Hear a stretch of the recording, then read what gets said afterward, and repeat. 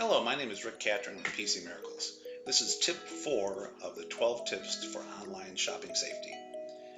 Tip number 4, keep software and virus protection up to date and use strong passwords for online accounts. If you don't have an antivirus program installed on your computer, that is the place to start before you shop and give out sensitive personal information like your credit card number. Internet safety begins at home, so make sure you protect yourself.